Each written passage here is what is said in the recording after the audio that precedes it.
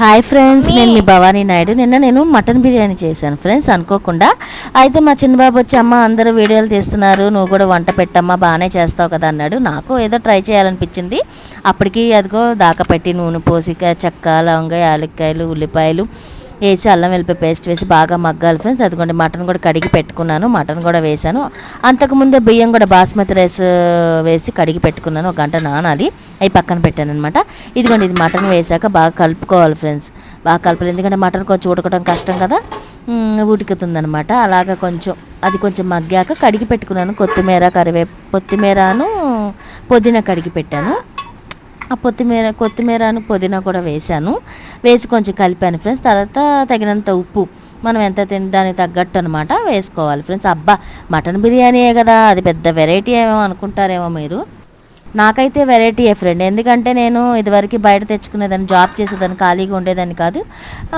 ఇప్పుడు ఏంటంటే మనం ఇంట్లోనే చేసుకోవచ్చు, 1 గంట తదుకోండి. తర్వాత పచ్చిమిరకాయలు వేసాను, కలుపుకున్నాక బాగా కలపాలి ఫ్రెండ్స్, ఎందుకంటే కింద అడుగంటిద్ది, టేస్ట్ మారిపోద్ది. తర్వాత ఇదిగోండి మన దగ్గర ఒక ప్యాకెట్కి సగం పెరుగు కూడా వేసుకోవాలి. అవి వేసుకొని కూడా మళ్ళీ కలిపి, మళ్ళీ మూత పెట్టి, మళ్ళీ రావాలి, కలుపుకోవాలి.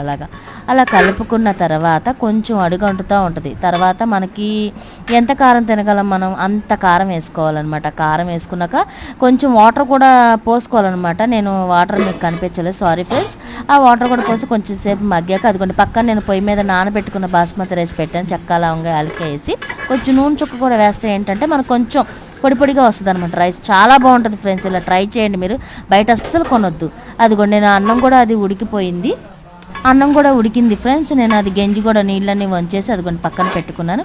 అదిగోండి ఆ మటన్ కూడా కొంచెం వాటర్ పోసిన తర్వాత చూడండి ఎంత చక్కగా మగ్గిందో. కొంచెం అలా గ్రేవీగానే ఉండాలి ఫ్రెండ్స్. తర్వాత అదిగోండి అన్నం అంతా వేసి నిమ్మకాయలు పిండి అలా పైన అలాగే పిండాలి ఫ్రెండ్స్. మనం కూరలో వేయకూడదు, అంతకు ముందు వేయకూడదు, ఇప్పుడు ఈ టైంలోనే వేస్తేనే టేస్ట్ వస్తుంది ఫ్రెండ్స్. అలాగ నిమ్మకాయ అంతా అలా పిండుకోవాలి, పైన గింజలు వస్తాయి కదా, అవన్నీ తీసేయాలి. కొంచెం నాకు సపోర్ట్ చేయండి ఫ్రెండ్స్. తర్వాత మిగిలిన కొంచెం కొత్తిమీరను పుదీనా ఉంచుకోవాలి, అదిగోండి దానిపైన వేయాలి. నెయ్యి కూడా నేను సడన్గా చెప్పానుగా, నెయ్యి కూడా బయట నుంచి తెచ్చుకున్నాను. అలాగా 10 రూపీస్ ప్యాకెట్స్ 2. మీకు ఎంత అయితే ఇంకా కావాలంటే ఇంకా వేసుకోవచ్చు ఫ్రెండ్స్, బాగా టేస్ట్గా ఉంటుంది ఫ్రెండ్స్. అదిగోండి దమ్ పెడుతున్నాను చూడండి, కింద ఒక పెనం, పైన ఒక పెనం, అంటే వెయిట్ పెట్టాలి పైన. నాకు ఇంకో పెనం ఉందని అది పెట్టేశాను. అలా వెయిట్ పెట్టాలి ఫ్రెండ్స్. కొంచెం ఒక 10 మినిట్స్ ఉంచండి, 10 మినిట్స్ ఉంచితే దమ్ అయిపోతుంది.